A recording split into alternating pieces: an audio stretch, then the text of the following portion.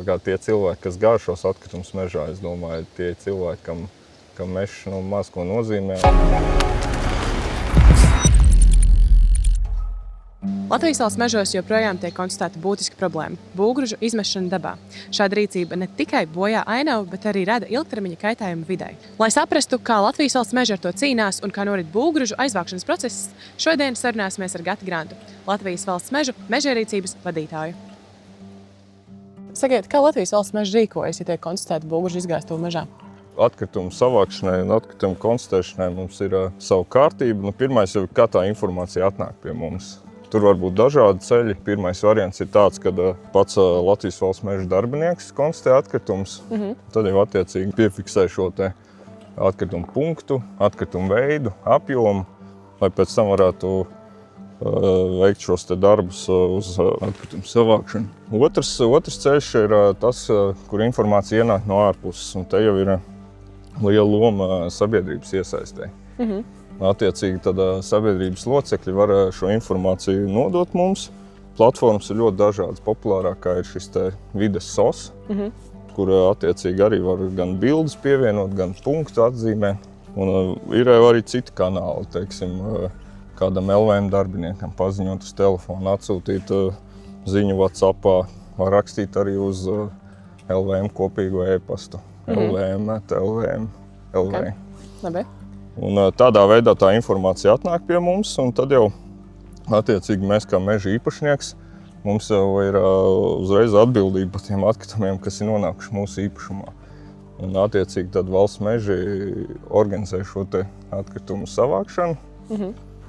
Un, protams, ja tā šmuca ir lielāka un ir tie atkritumi, kā jūs minējāt, būvgrauži, lielākā apjomā, tad mēs arī vēršamies policijā. Tas ir pašvaldības policijā, kurai teritorijai tā vieta pieder. Un attiecīgi vēršamies ar iesniegumu, lai pašvaldības policija mums atzīst kā cietušos. Jā. Jo skaidrs, ka to atkritumu savākšana tās būs izmaksas. Un otrs ir vēršamies ar lūgumu, mēģināt noskaidrot šīs te personas, kas to varētu būt izdarījuši. Sakiet, vai pastāv noteikts process, kas ir atbildīgs par savākšanu un kurš atkritumi pēcāk tiek nogādāti? Jā, par savākšanu, protams, atbildam mēs kā īpašnieki, un to procesu mēs organizējam tā, ka mums Latvijas valsts mežos ir noslēgta līguma tieši par atkritumu savākšanu un izvešanu. Līgumi tiek noslēgti uz iepirkuma pamata. Tad attiecīgi piesakās komersanti, kas ar šo nodarbojās. Un tad attiecīgi viņi novinē šo te konkursu un pēc tam veic pakalpojumu pie mums. Un, tas notiek tā, ka mēs kaut kādā vietā sakrājam šīs te lokācijas, kur tie atkritumi ir izgāsti. Tad, kad tas apjoms jau ir tāds, kad atmaksājās braukt pakaļ, tad attiecīgi dodam darbu uzdevumu šim te pakalpojumu sniedzējiem. Un tad jau pakalpojumu sniedzējs konkrētā termiņā jau veic šo atkritumu izvešanu. Protams, pakalpojumu sniedzējiem vai nu pašam jau ir savs poligons vai pārstrādes vieta, vai arī viņam ir līgums ar kādu no šiem atkritumu pārstrādātājiem, un tad attiecīgi viņš uz to vietu arī nogādā. Cik jums ir kāda informācija par izmaksām? Tad cik tas ir izmaksājis Latvijas valsts mežiem pagājušajā gadā? Izmaksas ir lielas, ieskicējot skaitļos uz visu uzņēmumu. Pagājušajā gadā izmaksas kopējās bija tuvu pie 200 000 eiro. Ja mēs tā reiķinām, ja mēs 5 gadus šādā tempā vācam atkritumus, tad tas jau ir apaļš skaitlis ar 6 nulēm. Sakiet, kur šī nauda varētu tikt izmantota? Es domāju, ka mūsdienās netrūkst Latvijas sabiedrībai vajadzības, it sevišķi runājot šobrīd, kas ir aktuāli par drošību un tam līdzīgi. Tie 200 000 noteikti noderētu citām vajadzībām, nekā vadājot atkritumus no meža uz poligonu.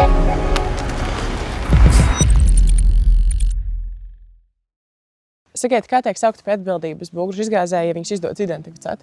Jā, situācijas ir dažādas. Nevienmēr šie atkritumu izgāzēji, kā teikt, pievērš uzmanību tam, ko viņi izgāž un kā izgāž. Un nereti mēs arī pēc tā, kas ir izmests ārā mežā, spējam identificēt, kas to ir izdarījis.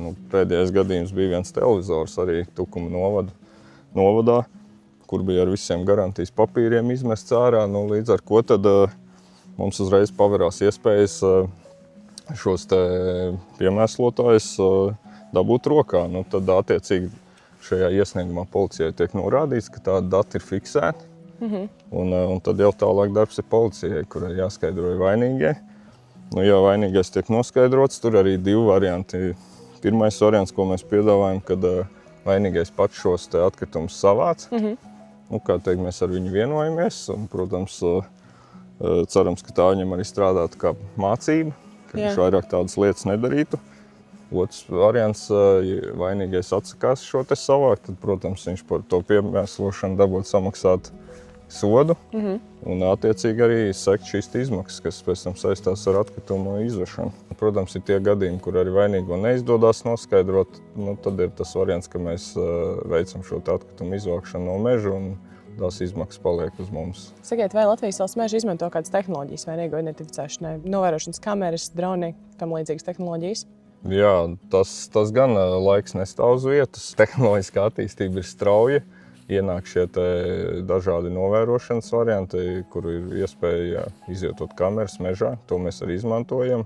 Protams, arī drons. Ja darbinieks ar dronu kaut kur netālu darbojās, viņš var arī uzraudzīt apkārtni, kur viņš pašlaik neatrodās.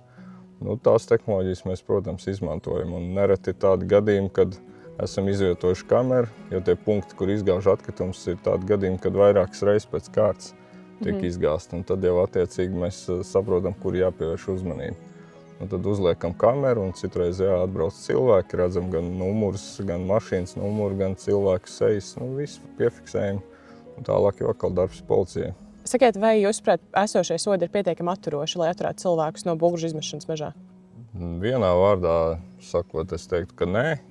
Bet ar sodiem ir tā, ka kaut vai mēs paņemam piemēru par braukšanu reibumā.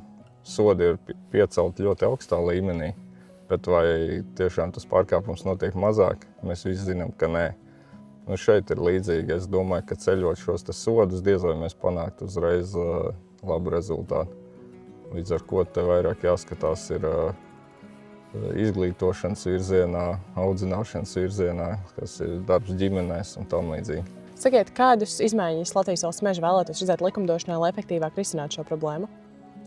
Tas viedoklis ir tāds, ka izmaiņas likumdošanā diez vai risināt šo problēmu. Šeit ir jāstrādā drīzāk ar sabiedrību, jācenšas izglītot. Labs piemērs ir jaunā paudze, gan skolās šīs programmas, gan atkritumu šķirošana, gan stāstīšana par atkārtotu pārstrādi un visas šīs lietas.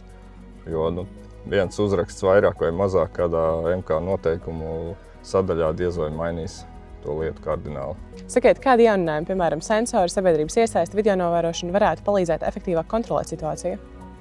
Jā, iepriekš jau runājām par šiem tehniskajiem risinājumiem. Skaidrs, ka video novērošana ir tendence palielināties arī mežā, bet es domāju, liels uzsvars jāliek uz sabiedrības iesaisti. Sabiedrība ir tā liela sabiedrības daļa, kas uzturās mežā, kas īsti nav mierā ar šo atkritumu izgāšanu. Jo man tas viedoklis ir tāds, ka tie, kas ir gājuši šos atkritumus mežā, tie nav cilvēki, kas pēc tam iet mežā, teiksim, citu mērķu vadīti. Jo, iedomājieties, ja viņš no rīta atved un izgāž atkritumus un pēc tam vakarā staigā ar suni, man liekas, ka diez vai tā notiekās pa to pašu vietu un priecājas par šo skatu. Tā kā tie cilvēki, kas gāž šos atkritumus mežā, es domāju, tie cilvēki, kam mežs maz ko nozīmē un viņi neuztver mežu kā tādu vietu, kur atpūsties.